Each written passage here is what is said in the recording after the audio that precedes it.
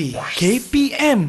Alright, Assalamualaikum warahmatullahi wabarakatuh. Selamat datang ke RTS Didik TV. Hari ini anda bersama dengan saya, Aiman Sufian. Kita nak belajar subjek pembuatan perabot. Tapi murid-murid sekalian, pastikan kekalkan penjarakan fizikal, pakai pelitup muka dan sentiasa pakai cecair pembasmi kuman agar anda tidak terkena jangkitan wabak COVID-19. Baik, jom murid-murid kita saksikan siapakah guru yang akan mengajar kita pada hari ini. Jom kita saksikan.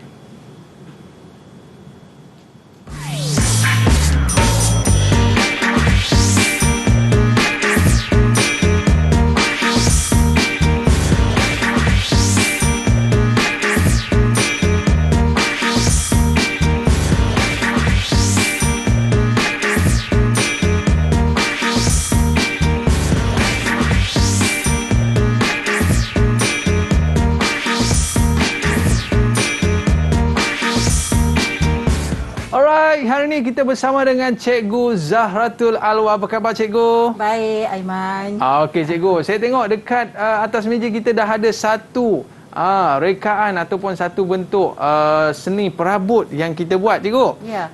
Dan mungkin hari ini Cikgu akan terangkan bagaimanakah subjek pembuatan perabot. Tapi sebelum Cikgu, apa kata kita buat SOP terlebih dahulu? Okey, boleh. Silakan Cikgu. Kita kenakan cecair pembasmi kuman. Okey. Dan saya pula Cikgu. Okey. Bila kita dah kenakan cecair pembasmi kuman, barulah cikgu kita boleh buka pelitup muka kita cikgu. Okey. Tapi murid-murid, ingat pastikan jangan kita letak merata-rata, letakkan dalam bekas yang kita bawa. Ya cikgu Ya, betul. Ataupun macam saya letak dalam poket pun boleh lah kan. Okey. Cikgu, Ya. subjek kita pada hari ini pembuatan perabot. Ni siapa buat ni cikgu? Tak, pelajar lah. Oh, pelajar buat? Pelajar yang buat, bukan cikgu yang buat. Wow, pelajar yang buat dan cikgu yang buat belum cantik. tentu lagi cantik macam ni. Pandainya pelajar ni buat. Okey. Nanti saya nak request lah dia buat meja makan saya lah cikgu. InsyaAllah boleh. Okey cikgu, hari ni kita nak belajar tentang apa ni cikgu? Hari ni pengenalan saja. Pengenalan saja tentang apa dia pembuatan perabot. Apa dia perabot? Apa dia perabot ya. Sebab kadang-kadang orang suka perabot, kadang-kadang ada orang suka besi cikgu Ya. Tapi hari ni cikgu nak cerita tentang perabot, tapi perabot kayu. Jadi cikgu, kita nak dengar pula apa pandangan murid-murid cikgu tentang subjek kita pada hari ni. Okey. Jom kita saksikan. Okey, jom. Didik TV KPM. Saya mengambil bidang pembuatan perabot ini dapat mencungkil bakat dan dapat memenuhi minat saya. Dan saya harap SPM 2021 ini saya mampu dapat keputusan yang baik, seterusnya dapat melanjutkan dalam bidang pembuatan perabot ini. Saya suka bidang perabot ini kerana saya dapat mereka bentuk dan menghasilkan perabot saya sendiri. Harapan saya moga SPM 2021 dapat keputusan yang baik dan saya dapat melanjutkan bidang saya selepas bersekolah. Didik TV KPM. Alright, hari ni kita belajar dalam subjek pembuatan perabot. Jadi cikgu, nanti kalau mereka ambil subjek ni cikgu, nanti akan datang waktu mereka bekerjaya nanti cikgu, mereka boleh kerja apa sebenarnya cikgu? Boleh jadi tukang kayu sahaja ke ataupun ada lagi cabangnya? Tak. Mereka ni boleh jadi usahawan. Wah. Usahawan. Mereka ni boleh jadi pereka perabot. Pereka perabot. Boleh jadi tenaga pengajar. Oh, macam cikgu lah. Betul saya lah. Okey, ni di antara masa depan yang boleh kita lihat sajalah. Sebab kalau kita tengok para anbiya dulu pun mereka pun ada di kalangan mereka ni yang juga tukang kayu. Ya. Dan kalau kita tengok kayu-kayu pun bukan murah-murah cikgu. Betul. Nak beli perabot, nak beli katil, nak beli sebagainya, semua mahal-mahal cikgu kan. Jadi boleh orang kata apa menjamin masa depan murid-murid kita juga cikgu kan. InsyaAllah. InsyaAllah. Okey cikgu. Jadi kita berehat seketika boleh cikgu? Boleh. Sebab selepas ini kita akan ajak murid-murid kita masuk ke dalam kelas bersama dengan kita pada hari ini dalam Road to Success SPM 2021. Kita kembali selepas ini, jangan ke mana-mana. Didik TV KPM.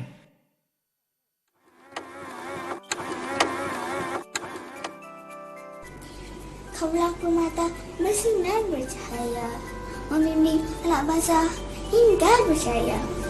Jika guru peserta menjana ilmu bangsa, mendidik kami tanpa rasa jenuh, mengajar membaca, menulis dan mengira sehingga kami kenal erti dunia. Terima kasih cikguku.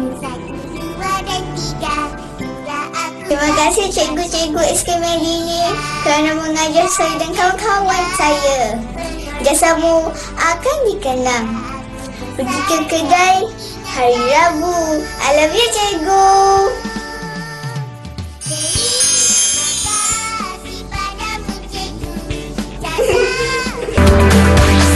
Didik TV KPM. Alright, kembali dalam Road to Success SPM 2021. Hari ini kita dalam subjek pembuatan perabot. Okey cikgu. Jadi subjek ni saya pun sukalah cikgu.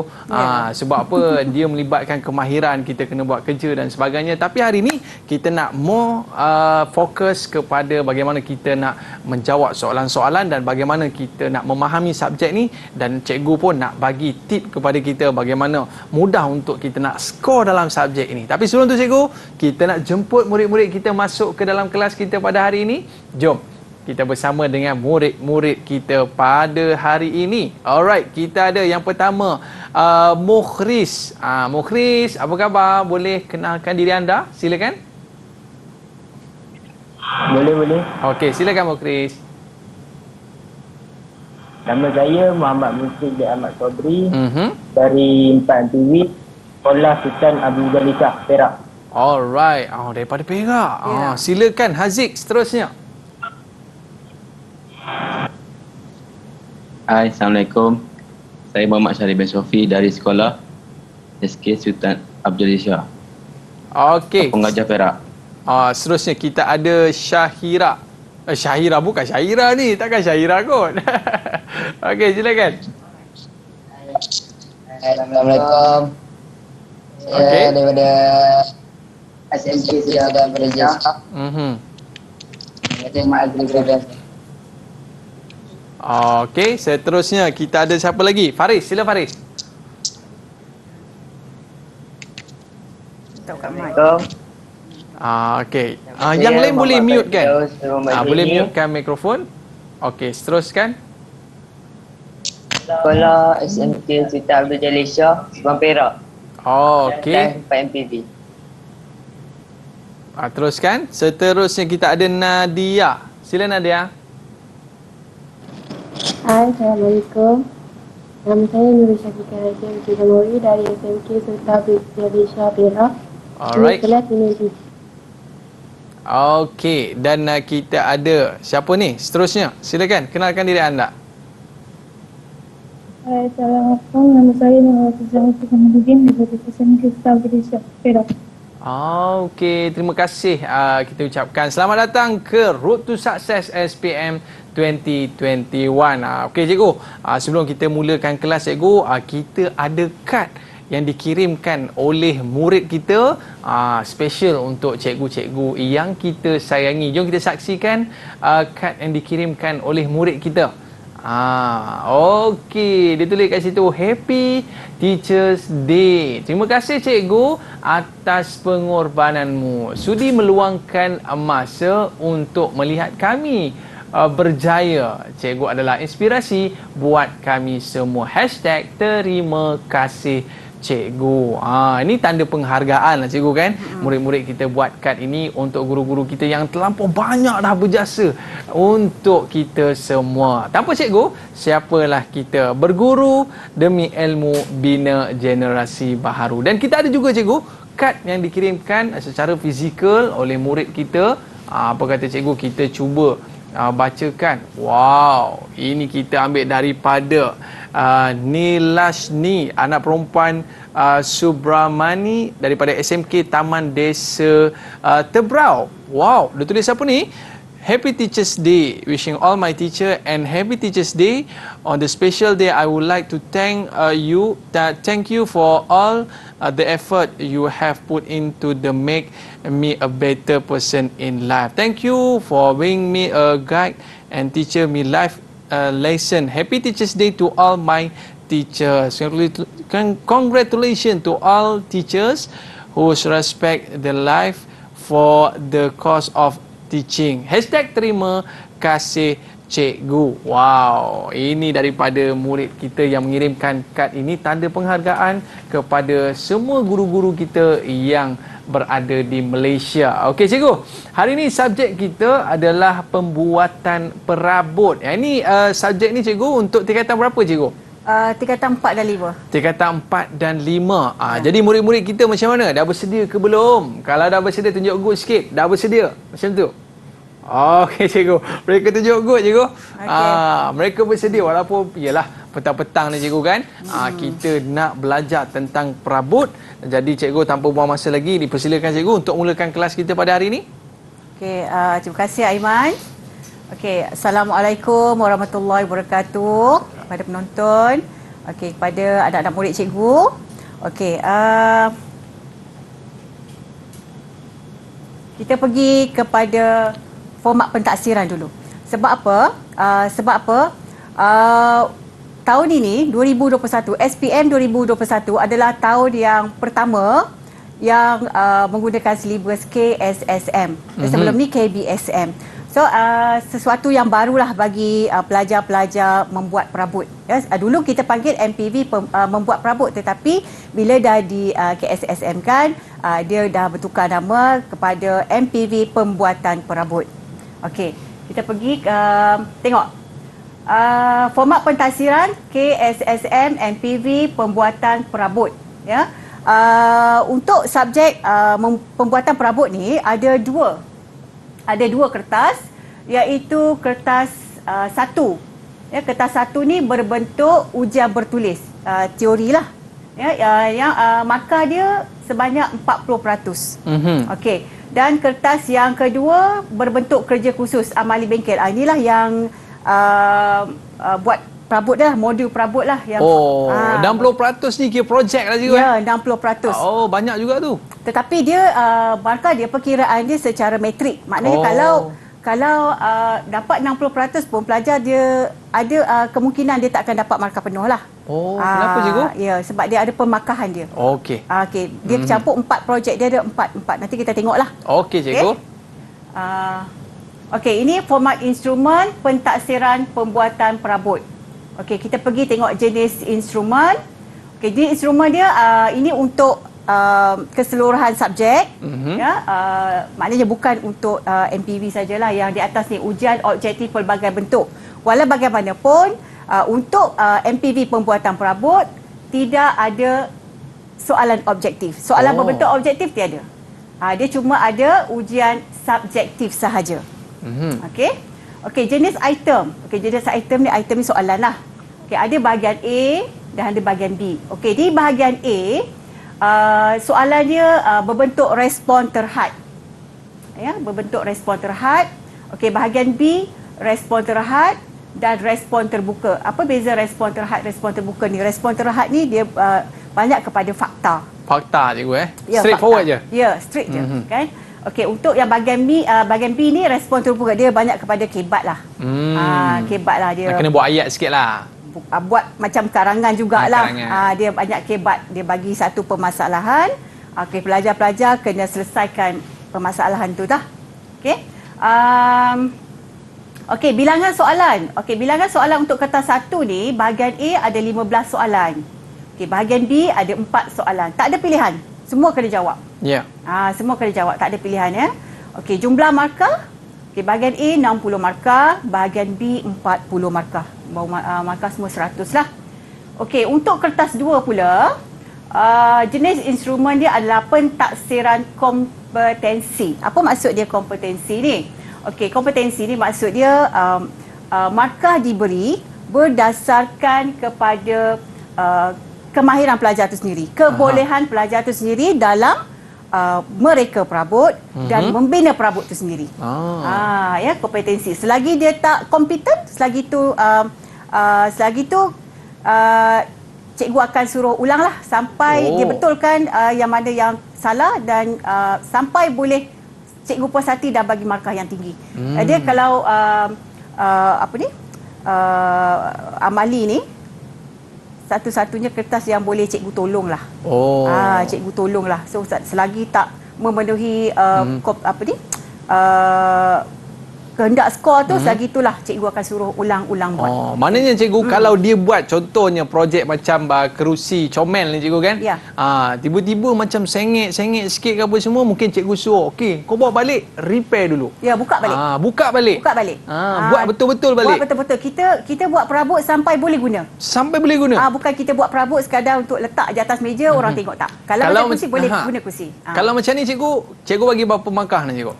Ini antara yang kemas lah. Kita tengok daripada dia punya ukuran dia. Dia boleh dapat markah penuh lah. Markah penuh cikgu Maknanya untuk boleh jual lah cikgu tu. Boleh. Kalau sampai boleh jual tu maknanya okey lah tu. Maknanya okey lah. Memang sebab kita selalunya pelajar-pelajar MPB pembuatan perabot ni kadang-kadang permintaan cikgu-cikgu sekolah tu sendiri. Oh, macam tu. Kadang-kadang kita dah selepas keputusan keluar 6 bulan lepas tu boleh boleh dijual. Jadi income jugalah untuk subjek lah juga. Bagus cikgu. Income lah nak beli skru ke paku ke kan. Boleh jadi income lah kan. Yelah untuk kita kumpul balik duit-duit tu untuk kita beli peralatan cikgu kan? Ya. Okey cikgu. Okey. Jenis item adalah tugasan modul. Nanti kita untuk slide seterusnya saya akan tunjukkan berapa jenis modul untuk tingkatan 4 dan tingkatan 5. Berapa jenis modul kat situ. Apa di modul tu? Ni lah. Perabot tu lah. Kita panggil modul. Okey, bilangan soalan maksudnya berapa jenis modul yang perlu pelajar buat adalah 7. Daripada 4 di tingkatan 4 dan 3 di tingkatan 5. Wajib untuk siapkan ke-7 modul tu tadi. Ya. Kalau tidak mereka ni untuk tingkatan 4 wajib menyiapkan 4 projek tu tadi, 4 modul untuk melayakkan mereka didaftarkan SPM. Kalau tak siap tak boleh daftar ya. Alamak. Ya, tak boleh daftar. So kita akan selalunya cikgu akan push lah. Cikgu akan push lah ya. Okey, jumlah markah 100. So macam mana perkiraan kedua-dua kertas dicampur tu adalah urusan lembaga peperiksaan. Baik cikgu. Okey, seterusnya ini dia ya, instrumen pentaksiran pembuatan perabot. Maksud dia pelajar-pelajar sepanjang tingkatan 4, tingkatan 5 ni, pelajar-pelajar akan belajar benda ni lah. Okey, untuk modul pembelajaran, apa beza modul pembelajaran dengan modul pentaksiran? Okey, untuk modul pembelajaran, pelajar-pelajar wajib semua belajar. Dia tak boleh pilih-pilih, tajuk ni susah, tak boleh nak baca, tak boleh nak belajar, tak ada. Cikgu akan ajar ke semua. Dia ada 8. Untuk modul pembelajaran ni ada 8 tajuk ya. Ada 8 tajuk. Okey. Modul pentaksiran pula, modul pentaksiran ni adalah kerja amali. Modul yang pelajar-pelajar kena siapkan. Maknanya bukan semua modul ataupun bab yang perlu ada projek, tak perlu. Ada bab-bab yang tak perlu ada projek. Okey, contoh kita tengoklah. Okey, modul pembelajaran pengenalan pembuatan perabot, bahan, alatan mesin, lukisan produk, rekaan bentuk perabot, asas pembuatan perabot, kemasan, ya, perabot kreatif, itu semua kena belajar. Tak ada pilihan. Kalau dia minat melukis je cikgu? Tak boleh lah. Dia kena belajar semua juga? Kena belajar semua juga. Kan? Okey cikgu. Okey, untuk yang modul pentaksiran ni, untuk modul 1, kita panggil modul, kita tak panggil bab ya. Dalam subjek ni kita tak panggil bab, kita panggil modul. Okey, modul 1 pengenalan pembuatan perabot. Tetapi untuk modul pentaksiran dia tiada. Ya, tiada modul pentaksiran. Maknanya tak ada penilaian di situ. Okey, untuk yang modul pembelajaran yang kedua, bahan, alatan dan mesin. Modul pentaksiran dia ada projek dia lah yang seperti di depan ni. Ini kita yang kecil itu kita PP01. Ini maknanya pelajar buat modul tu sekadar untuk melatih pelajar-pelajar ni menggunakan alatan tangan dan mesin. Okey cikgu. Kita pakai mesin lah, kita tak banyak pakai mesin daripada alatan tangan. Kalau macam ni sekejap je buat, satu hari pelajar dah boleh buat dah. Sehari je boleh buat cikgu? Kalau betul-betul mahir lah sekali. Sebab saya nak order lah nanti cikgu. Boleh. Okey. Sama juga dengan PP02 ada juga dia punya pentaksiran penilaian. Ada diambil markah untuk dimasuk campurkan dalam SPM nanti. Okey. Okey. Reka bentuk perabot. Okey, ini empat ni adalah pelajar-pelajar tingkatan 4 akan belajar. Yang empat ni kan? 1, 2, 3, 4 modul, keempat modul ni. Okey, yang ini modul ke-5, ke-6, ke-7, ke-8 ni adalah di tingkatan 5. Tingkatan 5. Tingkatan 5 tu ada 3 je lah. 3. Nampak sikit. Tapi kan selalunya modul daripada tingkatan 4, tingkatan 5. Tingkatan 5 ni lagi mencabar sikit, bukan susah, mencabar sikit lah. Mencabar sikit. Kalau ini macam tingkatan 4 mudah ya, macam meja kecil ni, kerusi kecil ni mudah je. Tapi kalau yang tingkatan 5 punya penyediaan template apa sebenarnya, dia ada laci, dia ada pintu, itu semua akan nak asah skill pelajar lah. Cikgu, dia tulis kemasan kat situ, cikgu. Ya. Kemasan ni termasuk ke yang kita nak kena cat apa semua tu, cikgu? Ya. Tapi kemasan ni bukan dia kerja-kerja penyediaan kemasan ni daripada kita melicinkan kayu. Licinkan kayu. Itu untuk form 5 punya subjek, cikgu? Form 5, tapi kita dah daripada form 4 form 4 saya kita dah suruh buat lah. Okey, cikgu. Okey. Okey, yang untuk kemasan tak ada pentaksiran. Tak ada pentaksiran. Tak ada, just belajar teori saja. Teori ya. Apa guna untuk teori? Untuk nak jawab dalam peperiksaan bertulis SPM tu nanti. Okey, cikgu. Okey. Itu sajalah untuk yang pentaksiran ni. Okey.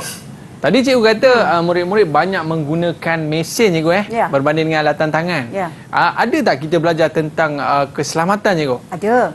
SOP itu dalam modul kedua. Modul kedua, cikgu Modul kedua, bahan, alatan dan mesin. Itu semua kita belajar, kita akan ajar tentang penyelenggaraan alatan dan mesin tu. Penting, cikgu Penting. Okey, cikgu. Okey. Boleh kita teruskan lagi? Okey, teruskan lagi. Okey. Okey, ini barulah pengenalan untuk tajuk kita pada hari ini, iaitu pengenalan kepada pembuatan perabot. Itu adalah modul 1. Okey. Okey, modul 1 ni lebih kepada teori lah. Yang kita tengok tadi dalam pentaksiran tiada. Tak ada projek yang perlu pelajar buat, cuma dia belajar secara teori, iaitu standard kandungan dia. Murid dapat mengenal pasti kepelbagaian industri perabot. Ya, murid dapat menerangkan evolusi industri perabot. Okey, murid dapat menyenaraikan peluang kerjaya dan menggambarkan profil kerjaya dalam industri perabot. Okey. Murid dapat mengenal pasti pengurusan dan keselamatan bengkel. Keselamatan bengkel itu nantilah masuk dalam keselamatan alatan lah. Okey, lepas tu menerangkan organisasi bengkel. Okey. Baik, cikgu. Ini maknanya pengenalan kepada pembuatan perabot, cikgu. Ini standard yang pelajar kena belajar dalam modul 1 lah. Okey, cikgu. Sonok, cikgu, bila cikgu cakap pasal peluang kerjaya tu, cikgu. Itu yang penting tu, sebab yelah kat luar sana kan mencabar, cikgu. Kerja pun nak kerja apa pun kadang-kadang susah. Jadi bila kita ada kemahiran ni, cikgu, bukan setakat kita boleh bekerja jadi seperti cikgu kan, ataupun kita boleh juga membuat perniagaan tu sendiri kan. Ya, betul. Okey, cikgu. Boleh kita teruskan, cikgu? Okey. Pertama sekali kita nak tahu tentang kepelbagaian industri perabot. Okey, kepelbagaian industri perabot ni, tapi sebelum tu saya nak tanya, sebenarnya tingkatan 4 ni maklumlah kan, sekolah ni on off Ya, betul, cikgu. sekejap sekolah kan. Kita boleh ke nak tanya pelajar? Boleh, cikgu. Kita tanya. Siapa cikgu nak tanya? Kadang dia orang ni, pelajar-pelajar ni, dia suka je, sebenarnya mata pelajaran pembuatan perabot ni di sekolah, kira boleh dikatakan mata pelajaran hot jugalah. Wow, macam cikgu dia lah hot. Bukan. Sebabnya kan, sebelum kita promosi tentang, kita ada sesi promosi subjek-subjek elektif ya, di sekolah untuk mengikut orientasi. Okay, bila sebelum tu memang pelajar tak berminat ya, untuk tak mengenali apa dia perabot ni, pelajar tak berminat. Tetapi bila kita dah promotekan, buat promosi tentang subjek ni, barulah pelajar-pelajar nampak, barulah pula berebut nak masuk. Berebut nak masuk? Nak kena tapis lagi kan. Ni tapi untuk tingkatan 4 ni saya ambil semua lelaki lah. Kalau macam saya nak masuk lah cikgu, ada kosong lagi tak? Dah penuh dah. Dah penuh dah. Sebab dia ada bilangan je, sebab je kita maklumlah peralatan mesin kan terhad. Yelah, betul lah cikgu. Tak boleh Okey, lah cikgu. ramai. Sebelum cikgu nak tanya murid-murid cikgu, apa kata kita berehat seketika? Okey, murid-murid jangan ke mana-mana. Selepas ni kita akan bertemu lagi dalam Road to Success SPM 2021. Kembali selepas ini. Didik TV KPM.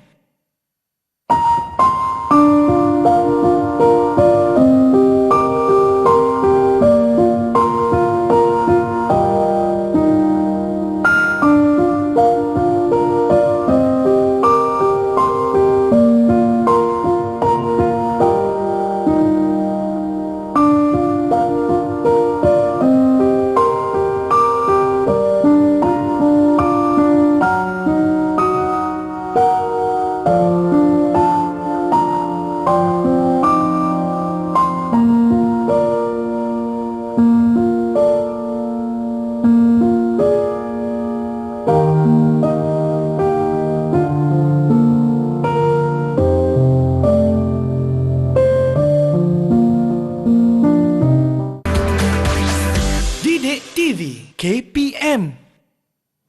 Alright, kembali dalam Road to Success SPM 2021. Okey cikgu, saya pun akan berebut-rebut je. Kalau saya jadi murid pun saya akan berebut nak ambil subjek ni cikgu. Sebab apa cikgu? Nanti bila ada rumah nanti tak payah beli dah meja cikgu. Sepatutnya. Boleh buat sendiri. Boleh buat sendiri. Tapi yang paling penting kita kena buat dengan kualiti lah kan. Macam cikgu tunjuk ni, cikgu bawa ni buat dengan kemas, cantik kan. Bila ada kat rumah ni mesti comel. Cikgu kan? Okey cikgu, cikgu ada nak tanya kepada murid-murid kita kan cikgu? Ada. Silakan. Okey, sebelum kita pergi kepada seterusnya lah. Saya sukalah saya nak tanya pelajar-pelajar ni apa dia perabot sebenarnya. Kan, perabot ni apa? Apa dia perabot? Okey, cikgu nak tanya siapa cikgu? Saya nak tanya Mukris. Mukris, apa yang dimasukkan dengan perabot Mukris? Perabot ni apa? Apa maksud perabot ni Mukris? Perabot ni dia macam kerusi, meja dan lamari. Okey, contoh-contoh dah bang. Itu contoh dia cikgu Contoh dia. Okey. Okey, betul lah tu. Ya, kadang-kadang kita ada juga kita tanya pelajar perabot tu apa? Kan? Dia tak tahu. Sebenarnya perabot ni apa saja yang memenuhi ruang sesuatu yang ni lah, rumah kita ke, bangunan ke, itu kita bagi perabot. Walaupun ni meja ni cikgu? Perabot. Oh, perabot juga. Cikgu perabot walaupun dia plastik ke apa. Satu kata ada je objek yang boleh berfungsi menyenangkan manusia, itu kita panggil perabot. Termasuk kursi saya cikgu walaupun pada besi kan. Okey, kita pergi kepada dia lah, kepelbagaian industri perabot. Okey, maksud dia perabot ni, industri perabot ni ada berapa jenis? Ada 3 lah. Pelajar-pelajar ada 3 ya. Ada 3, iaitu industri perabot kecil dan sederhana. Okey, nanti kita pergi tengok satu-satu. Cuba saya nak terangkan dulu apa dia industri perabot ni ya. Industri perabot import dan ekspor, dan yang jenis yang ketiga industri perabot vendor. Okey? Okey, industri kecil dan sederhana. Industri perabot kecil dan sederhana. Okey, industri ini memenuhi keperluan dan kehendak pengguna bagi kegunaan setempat atau peruncitan. Maknanya kecil-kecilan. Peruncitan ni runcit kan? Dia macam kecil-kecilan. Maksud dia ada permintaan baru dibuat. Maksudnya ada order cikgu, ada dia order buat. Buat kecil-kecilan lah cikgu. Buat kecil-kecilan tu sebab kita pun industri kecil dan sederhana kan? Nanti kita tengok contoh. Apa dia contoh industri kecil dan sederhana? Okey, bahan yang digunakan akan mengikut kehendak pelanggan atau trend semasa. Bahan pun ada trend. Bukan baju je ada trend. Perabot pun ada trend juga. Saya suka jugalah saya nak uji pengetahuan pelajar ni. Boleh cikgu? Trend yang trend semasa, bahan trend semasa, maknanya bahan yang terkini. Saya nak tanya Faris. Faris. Okey cikgu. Okey, Faris, bagi contoh Faris, bahan untuk trend perabot semasa ni, bahan dia je Faris.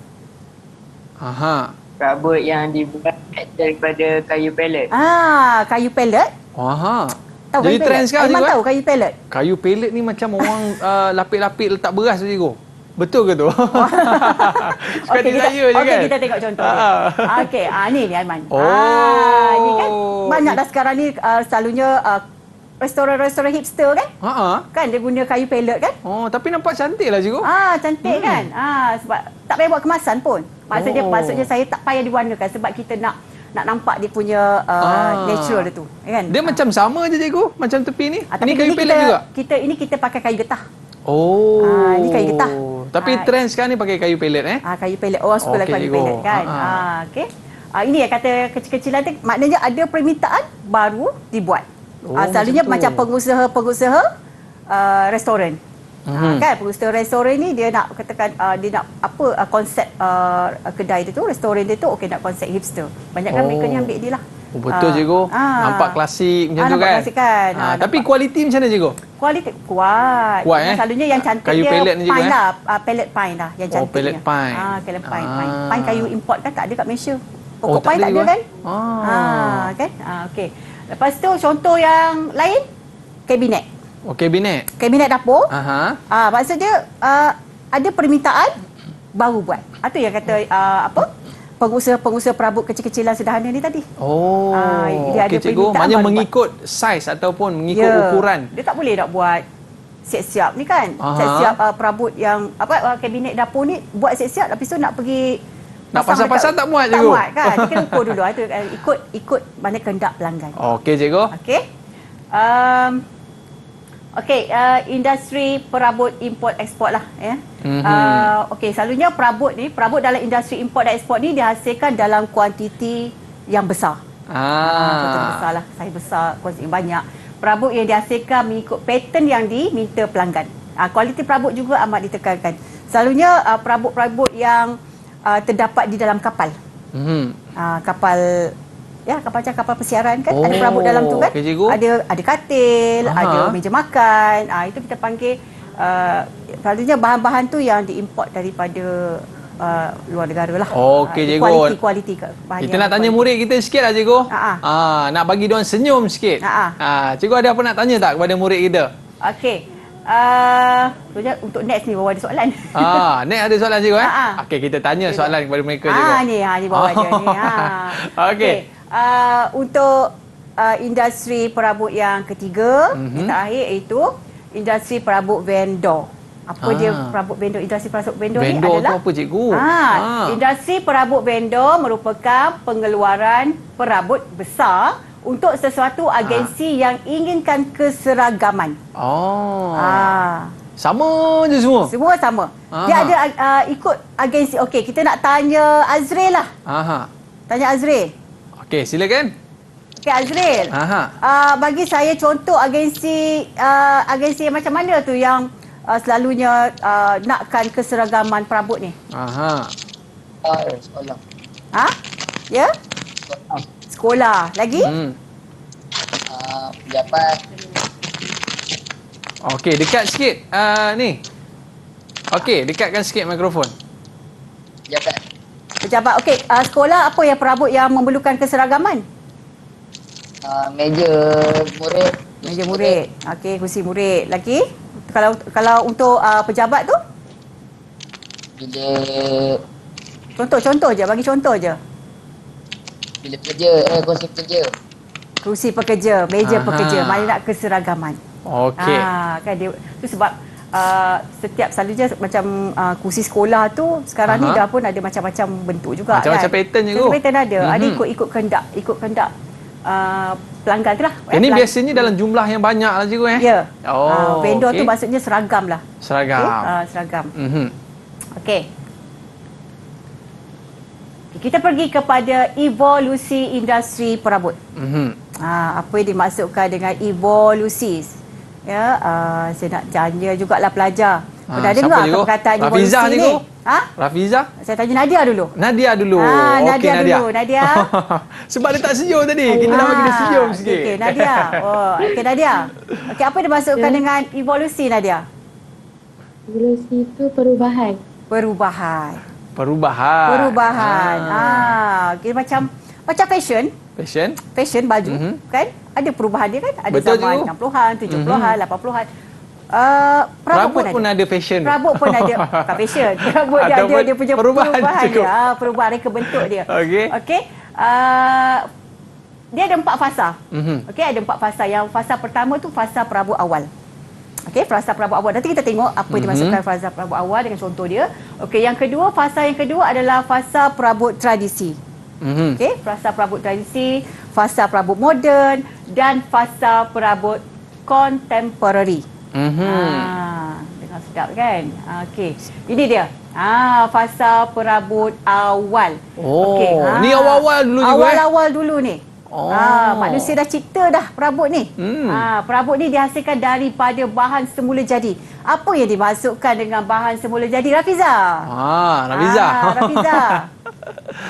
Okey. Bagi Batu contoh. dan kayu. Batu dan? Tak dengar. Batu dan? Kayu. Batu dan kayu. Batu dan Betul tak? kayu. Kau tengok kan struktur binaan yang ringkas dan mudah.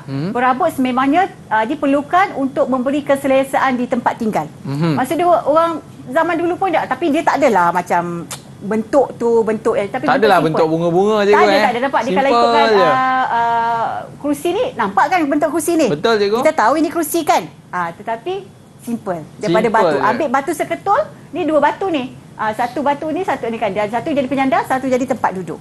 Dicantumkan je. Jadilah. Dah jadi kursi dah. Dah jadi perabot. Kan? Sama juga ini daripada kayu. Kayu. Dia cuma dibentukkan. Ya, alatan yang mereka pakai dulu pakai kayu juga je. Yelah, untuk cikgu. angkat kan. Okey, ya. Okey, maknanya lebih ringkas dan mudah, cikgu. Ya. Okey, untuk fasa perabot tradisi pula. Apa yang dia dimasukkan dengan perabot tradisi ni? Okey, dia hasilkan berdasarkan permintaan pasaran. Dia bukannya dibuat secara banyak-banyak, tak. Ada permintaan baru dibuat. Okey? Sebab dia selalunya kos dia tinggilah. Reka bentuk perabot bergantung pada sosio-budaya masyarakat setempat. Sosio-budaya masyarakat setempat. Apa yang dimasukkan dengan sosio-budaya masyarakat setempat ni, dia perabot ni dia lebih kepada menunjukkan imej. Imej ataupun kita panggil apa ya? Imej ataupun budaya, cikgu. Dia imej lah sesuatu sesebuah negara tu dengan satu bangsa tu lah. Macam di negara Arab juga. Ya. Mereka ni dia tak ada sofa yang duduk di atas je. Dia orang duduk di bawah. Okey, itu sebab tu kata bergantung kepada sosio budaya masyarakat setempat tu tadi. Okey juga. Kan? Macam kalau kita tengok ada satu macam perabot tu ada ukiran tu, kita dah tahu apa dah. Kan? Kita dah tahu macam ini perabot ni daripada negara China. Perabot ni daripada Indonesia. Sebab dia ada ukiran-ukiran kayu jati tu. Itu yang inilah sosio budaya setempat lah. Ya. Okey, lepas tu melambangkan status seseorang dalam masyarakat. Selalunya perabot tradisi ni lebih orang kata apa, dia punya reka bentuk dia lagi menarik. Ya, dia punya selalunya dia gunakan bahan yang bermutu tinggi. Betul, cikgu. So bila seseorang tu lah, ya, bila kita masuk, pernah tak kita kalau kita pergi masuk kat rumah orang tu, kita akan tengok perabot dulu kan, kita masuk rumah kita tengok, kita ini mesti orang ini orang ni kan, biasa-biasa je ni orang have ni kan, ini have ni, ada orang have ni. Okey. Kita dah, itu maknanya status seorang tu kita dah boleh baca dah.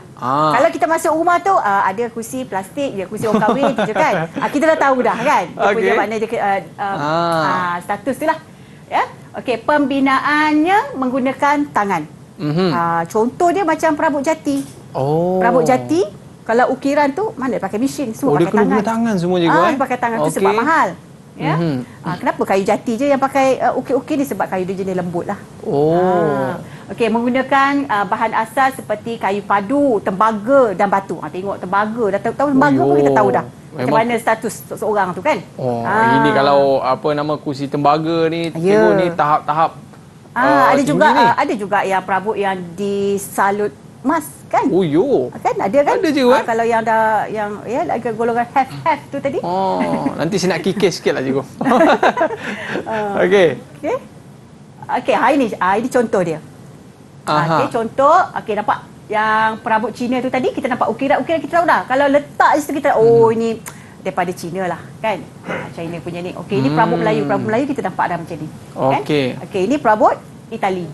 Ini memang mewah lah. Ini Mewah perabot ni, dia, perabot ni yang kata perabot yang kita import daripada negara-negara berkenaan lah. Tapi cantik lah cikgu ukiran untuk gambar yang pertama tu cikgu. Kan? Kursi dan meja tu. Ni mana ada pakai mesin ni, pakai tangan. Pakai tangan cikgu. Pakai tangan, mana ada mesin. Tapi kan? cikgu, zaman sekarang ni ada sesetengah ukiran lah cikgu Mereka menggunakan mesin cikgu Tapi tak sehalus ukiran tangan lah. Ada beza tak cikgu yang menggunakan ukiran tangan dengan mesin ni daripada sudut harga dan kualiti cikgu? Adalah kualiti lagi, yang tangan tu lagi berkualiti lah. Lagi Sebab berkualiti. penghasilan lagi detail. Lebih halus cikgu Lagi halus ya. Okey cikgu. Okey. Murid-murid boleh offkan mikrofon. Nanti terkeluar pula lagu jiwang nanti. Okey, seterusnya fasa yang ketiga, iaitu fasa perabot moden. Fasa perabot moden apa dia? Okey, bermula pada awal Perang Dunia Kedua. Ya. Dah ada dah perabot dah situ. Mukris boleh offkan mikrofon. Okey cikgu. Okey, lepas tu bahan penghasilan perabot ini sangat berbeza dengan perabot tradisi. Kalau tengoklah, kalau dari segi perbezaan tu dari segi apa? Dari segi bahan. Kalau tradisi, bahan yang digunakan daripada apa? Saya nak tanya Syaril. Okey, Syaril. Okey, perabot tradisi tadi Syaril, kita guna bahan daripada bahan apa Syaril? Ya, saya. Ya, saya. Jawab Syaril. Ya, saya. Okey, saya ulang balik. Perabot tradisi tadi, kita gunakan bahan apa? Bahan daripada apa? Perabot tradisi tadi. Kayu jati. Kayu. Okey, selain daripada tu?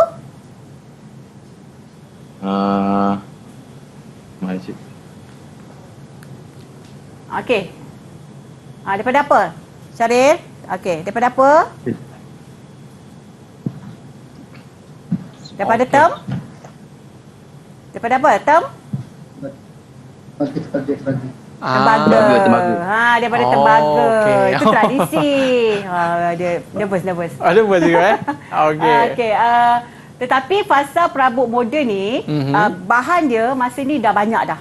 Dia tak terhad. Kalau zaman awal dengan fasa awal dengan fasa tradisi, dia punya bahan dia terhad.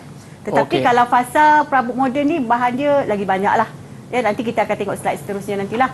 Okey, penghasilan secara pukal telah dijalankan semasa fasa ini. Secara pukal tu maksudnya secara banyak. Secara banyak juga. Secara banyak. Dia kan lagi banyak lagi murah cikgu. Bergantung jugalah cikgu. Bergantung pada apa? Kita panggil bahan. Kualiti dia. Perabot ni dia bergantung kepada bahan sebenarnya. Bahan. Kan kalau ada perabot mahal, perabot murah ni bergantung pada bahan dia. Maknanya kalau yang mahal ni mungkin tahan lama sikit cikgu kan? Ya, tahan lama. Okey. Baik cikgu, sebelum kita nak terus lagi perbincangan kita, berkata kita rehat sekejap cikgu? Okey, boleh. Okey, murid-murid jangan ke mana-mana. Lepas ni kita akan bertemu lagi dalam Road to Success SPM 2021. Kembali selepas ini. Didik TV KPM. 7 kerjaya yang menarik yang mungkin anda tidak tahu wujud di Malaysia. Siapa sangka pekerjaan seperti ini wujud di dunia? Ini merupakan satu-satunya klinik di Malaysia yang menawarkan servis akupuntur untuk haiwan kesayangan. Jika anda berminat untuk menjadi doktor haiwan yang lain dari yang lain, mungkin kerjaya ini sesuai untuk anda. Pernah tak tertanya-tanya bagaimana Google boleh mendapatkan pemandangan jalan di luar rumah anda? Sebenarnya, Google mempunyai pemandu-pemandu yang mengendalikan kenderaan khas seperti kereta Google Street View, Street View Trike yang beroda 3, Street View Tracker yang berupa beg galas dan Street View Trolley. Headhunters ni pemburu kepala ke? Bukan. Sebenarnya, tanggungjawab headhunters adalah untuk menjadi orang tengah antara syarikat dan orang yang berbakat, seperti pelakon, penyanyi dan sebagainya. Pakar teknologi makanan adalah sebuah kerjaya yang mengkaji dan menyelidik makanan segera seperti yang dikeluarkan oleh syarikat pemakanan. Contohnya, jika anda terlibat dalam R&D untuk sebuah makanan mi segera, anda hanya perlu memasak dan bereksperimen dengan pelbagai rencah dan perasa. Macam best je. Siapa sangka sesiapa saja boleh menjadi seperti puteri duyung. Anda boleh belajar berenang seperti seorang puteri duyung dengan dilengkapi kostum yang indah. Anda juga boleh menjadi seorang model atau pelakon puteri duyung. Menarik kan? Pernah menonton siri Dog Whisperer atau Cat Whisperer? Jika anda merupakan seorang pencinta haiwan dan ingin menjadikan minat tersebut sebagai kerjaya, ini adalah kerjaya yang sangat sesuai. Anda boleh menawarkan sesi konsultasi sekiranya pemilik haiwan kesayangan mereka mengalami masalah dengan kelakuan haiwan peliharaan mereka. Bayangkan jika anda digaji hanya dengan mengintai jantina anak ayam. Tahukah anda, kerjaya ini menawarkan gaji 4 angka hanya dengan membezakan jantina anak ayam. Namun begitu, kerjaya ini tidaklah mudah kerana ianya sukar untuk membezakan jantinanya sama ada jantan atau betina. Setelah peneliti jantina mengasingkan anak-anak ayam tersebut, mereka akan menghantarnya ke ladang penetasan dan ladang ternakan secara berasingan. Sekarang anda tahu. Didik TV KPM. Alright, kembali dalam Road to Success SPM 2021. Kita dalam subjek pembuatan perabot. Okey cikgu, murid-murid kita pun dah makin senyum dah sekarang cikgu. Sebab siapa tak senyum kita tanya soalan. Boleh cikgu? Boleh. Okey, tadi kita dah cerita pasal fasa perabot moden. Tapi cikgu, makin maju, makin moden, makin simple perabot kita cikgu. Ya. Betul juga ya? Sebab dia nak dia lebih kepada teknologi hijau lah. Oh. Dia lebih macam nak melestarikan ni lah. Kan? Dia tak nak yang dia lebih penjimatan bahan sebenarnya. Penjimatan bahan. Inilah cikgu, kalau macam-macam bahan nanti mahal pula perabotnya. Mahal. Nanti kalau buat berkualiti sangat nanti tahan lama sangat orang cepat boring kan perabot ni. Tak boleh dah tukar-tukar kan. Macam biasa je cikgu mungkin iyalah biasa. Kita ni paling-paling 5 tahun nak tukar dah perabot lain. Tunggu rosak tak rosak, tunggu rosak tak rosak kan. Bila nak rosak kan. Macam tu lah. Itu saya lah, pendapat saya lah. Okey cikgu, seterusnya cikgu. Okey. Kita pergi kepada dia tadilah. Semasa fasa ini pelbagai bahan telah dicipta mengikut kehendak pasaran. Bahan dah banyak bahan dia. Kita tengok apa bahan dia. Okey, ini antara bahan-bahan dia. Biasa pun sekarang ni masih lagi digunakan sampai zaman sekarang ni lah. Fasa sekarang ni kita dah panggil fasa contemporary tadi. Tapi ini fasa moden ni dia bermula daripada fasa moden. Okey, perabot dia menggunakan bahan daripada plywood. Oh, plywood. Tahu plywood Aiman? Plywood tu yang nipis-nipis tu juga. Ya, nipis tak ada, tebal Aiman. Ini kita guna yang tebal. Kalau yang nipis duduk patah dah tu. Oh, betul cikgu. Kan? Okey, ini perabot daripada keluli. Keluli tu besi lah. Besi dah digabung dengan fabrik sofa apa semua tu lah. Okey, ini plastik. Okey, plastik. Okey, betul ni fabrik. Bahan-bahan ni lah. Bermula je penggunaan bahan-bahan ni adalah dalam fasa perabot moden. Pelajar-pelajar kena ingat dia. Fasa contoh-contoh perabot, contoh-contoh bahan yang terdapat dalam setiap fasa-fasa perabot ni. Okey. Okey, ini perabot fasa perabot contemporary. Okey, merupakan perabot masa kini. Yang ini yang sekarang ni lah, macam-macam bentuk, macam-macam rupa. Macam-macam cikgu tengok dia punya ini pun kalau kita tengok apa contoh tu, ni. Rak buku Rak buku. Kalau dulu, zaman-zaman yang dulu, rak buku macam mana je? Straight je cikgu. Straight je kan. Kotak je kan. Tapi sekarang sikit punya seksinya. Kan. Berkona-kona cikgu. Tu kan. Tu belum lagi tengok kerusi tu. Okay. Pembinaan perabot contemporary dihasilkan seiring dengan trend dan reka bentuk sama seperti reka bentuk moden abad pertengahan. Tapi tengok macam nak tercabut je cikgu. Kukuh ke tu? Kukuh. Kita letak buku je. Kalau duduk atas ni memang letak kukuh. Letak buku je kan. Betul rekaan perabot ini melibatkan aspek teknologi hijau yang kita cakap tadi lah. Fasa ini dah banyak penjimatan bahan dah. Yelah cikgu, tak adalah banyak sangat pakai kayu-kayu ni kan cikgu? Ini pakai plywood je. Okey. Nampak? Ini design ni. Wow, canggihnya. Kan, tu orang melentik kerusi ni kan. Ini cantik lah. Tu perabot dia lagi moden. Lagi reka bentuk dia lagi moden. Okey, itu habis tentang dia punya evolusi industri perabot. Okey, sekarang ni kita pergi sebab dia pengenalan apa yang ada dalam pembuatan perabot ni kan, kita pengenalan. So kita pergi kepada kejayaan industri perabot. Ini Aiman suka tadilah kan. Ya cikgu. Okey, kejayaan industri perabot di sini kita bagi yang Tiga ni je lah dulu ya.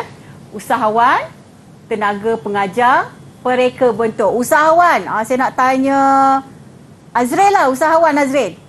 Apa beza usahawan dengan peniaga? Peniaga, penjual. Usahawan, pencipta dan penjual. Okey, betul. Oh. Usahawan dengan peniaga ni berbeza. Azril nak jadi yang mana Azril? Dua-dua pun boleh bang. Dua-dua pun boleh. Kalau saya nak jadi macam cikgu lah. Tenaga pengajar ya. Okey. Okey, untuk usahawan, tenaga pengajar, pereka bentuk perabot lah. Okey. Okey, kita tengok profil kerjaya dalam industri perabot. Nak jadi usahawan kena yang macam mana? Okey. Usahawan perabot ialah individu yang mengusahakan perniagaan perabot, termasuklah perniagaan perabot yang telah siap dan perabot pasang siap. Dia berbeza dengan peniaga. Peniaga ni dia cuma jual saja perabot. Dia jual saja.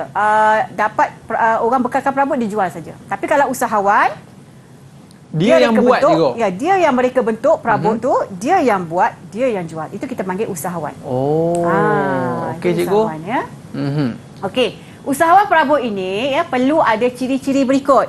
Di bawah ni ciri-ciri dia. Apa ciri-ciri dia? Mestilah ada ilmu pengetahuan. Betul. Ya, ilmu pengetahuan tentang perabot.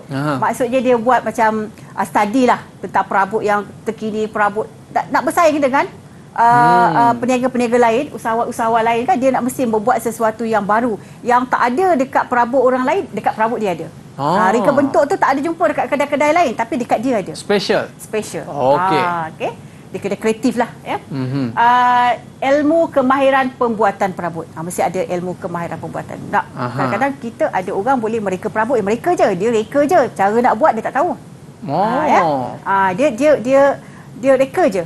Tapi nak buat dia serah pada orang lain. Ada macam tu ya. Tapi kalau nak jadi usahawan, dia perlu tahu, dan dia mesti ada kemahiran. Macam pelajar-pelajar ni, pelajar-pelajar ni sebenarnya kalau ikutkan dia punya dasar dia punya nak menjadikan pelajar-pelajar MPV pembuatan perabot KSSM ni adalah sebagai usahawan lah. Sebagai designer, ya, pereka bentuk, sebagai pembina. Berbeza dengan MPV membuat perabot yang dulu. Dia cuma hasilkan pelajar sebagai pembina. Boleh buat perabot. Tapi mereka bentuk tak boleh. Tapi untuk pelajar-pelajar yang terkini, hasratnya untuk pelajar-pelajar ni boleh mereka bentuk. Mereka tadi untuk kalau ikutkan modul pentaksiran, modul yang modul 3 dan modul 4. Modul 4 tu mereka bentuk. Mereka bentuk pelajar tingkatan 4 kena reka bentuk, kena lukis, kena lakarkan dia orang punya idea. Ya, mereka punya idea perabot. Lepas tu dah lakar, diorang kena cari pula saiz yang bersesuaian, kena cari pula bahan-bahan yang bersesuaian. Lepas tu diorang kena bina. Tapi yang paling penting cikgu, maknanya murid-murid ni kena kreatif dan inovatif cikgu. Contohlah macam saya pernah tengok tu cikgu, ada dia buat perabot tu cikgu daripada pipe PVC. Dia buat meja, kadang-kadang dia buat rumah sayur-sayuran dia cikgu, guna pipe PVC cikgu. Boleh ke macam tu cikgu? Boleh. Tapi tengok jugalah fungsi dia. Tengok fungsi cikgu. Tengoklah fungsi. Kalau buat kerusi tu kenalah ikut saiz dia kan. Ikut saiz dia cikgu. Tengok bersesuaian. Tidak hati roboh cikgu ya. Roboh lah kan. Okey cikgu. Okey. Modal yang mencukupi, disiplin kerja yang baik ni. Ini pentinglah, disiplin kerja yang baik. Sampai sekarang pun daripada sekolah pun sebenarnya dah titik beratkan dengan disiplin ni kan. Maksudnya dari segi kehadiran, tambah-tambah pelajar yang subjek-subjek elektif yang ada kerja khusus memang sangat menitik beratkan kehadiran. Disiplin ni termasuklah kehadiran, betul tak? Walaupun dah jadi usahawan, walaupun dah jadi bos, tak semestinya boleh mengarahkan aja tanpa dia turun padang kan. Dengar tu Azril. Nanti dah jadi bos, dah jadi bos, tak boleh lah hantar bagi lepas daripada pekerja, tak boleh. Ada disiplin ya. Okey, modal yang mencukupi, kreatif dan inovatif. Ini Aiman nak jadi dia lah, tenaga pengajar ni. Ya cikgu. Tenaga pengajar ni. Okey, antara institusi yang menawarkan peluang menjadi tenaga pengajar ialah seperti berikutlah. Institut Latihan Perindustrian ILP. Okey. Kedua, Institut Kemahiran Belia Negara, GETMARA, FITEC ni Furniture Industry Technology Center, Wood Industry Skill Development Center, WISDEC. ya, politeknik dengan juga ATM lah. Wow, cikgu Dia mesti ada ialah apa kelayakan jugalah. Cikgu. Tapi cikgu, saya layak dididik TV lah cikgu. Sesuai okay, cikgu, mungkin ada sedikit nasihat terakhir yang mungkin cikgu boleh berikan kepada murid-murid kita cikgu. Sebab katanya nak jadi toke perabot cikgu. Ya, okay. Silakan. Okey, saya cuma nak sini nak menekankanlah ya. Walaupun tak semua pelajar yang dilahirkan mampu cemerlang dalam akademik. Okey. Pelajar yang tak berapa cemerlang dalam akademik, pelajar-pelajar ni sebenarnya banyak pilihan lain. Ya, antaranya boleh melanjutkan pelajaran dalam kemahiran, apa saja kemahiran. Saya selalu nasihatkan pelajar-pelajar saya ni supaya mereka ni habis je SPM, jangan menangguhkan lah apa yang kita kena target, apa kita nak jadi. Kurang-kurangnya kita kena tambah nilai diri kita. Macam mana kita nak tambah nilai diri kita, kita kena ada kemahiran. Macam mana nak dapat kemahiran? Banyaklah. Macam kita kat Malaysia ni banyak pusat-pusat kemahiran kan, macam ILP, IKBN, Jatmara, IKM, semua menawarkan bidang-bidang kemahiran yang orang kata boleh kita layak untuk dapat SKM. SKM ni kan CJ Kemahiran Malaysia. Ada CJ Kemahiran Malaysia ni tahap 1, tahap 2, tahap 3 ada ni, pergilah kerja mana-mana, mintalah kerja, insya-Allah. InsyaAllah cerah masa depan. Saya selalu pesan. Ya, cikgu ya, saya selalu pesan anak-anak murid saya ni habis je SPM, tak semestinya belajar bidang perabot, nak cari perabot, tak. Ya, cari kursus-kursus yang boleh menambah nilai diri. Menambah nilai. Maknanya kalau kita minta kerja, apa kemahiran yang kamu ada?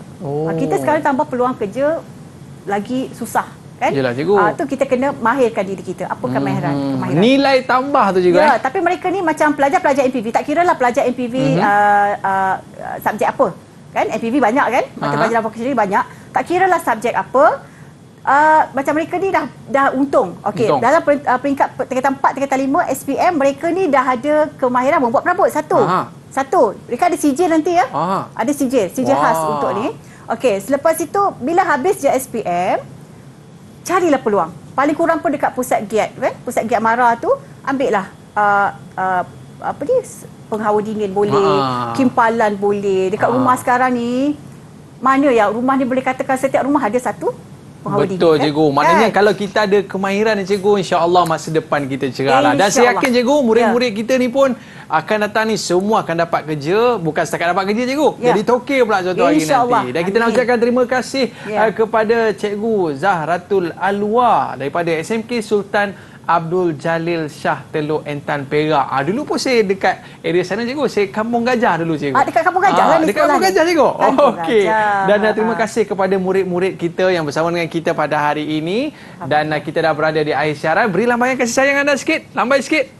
Okey, terima kasih semua. Kita jumpa lagi dalam Road to Success SPM 2021. Bye-bye. Assalamualaikum warahmatullahi wabarakatuh. Didik TV KPM mengharapkan anak saya dapat membuat yang terbaik dalam peperiksaan SPM nanti.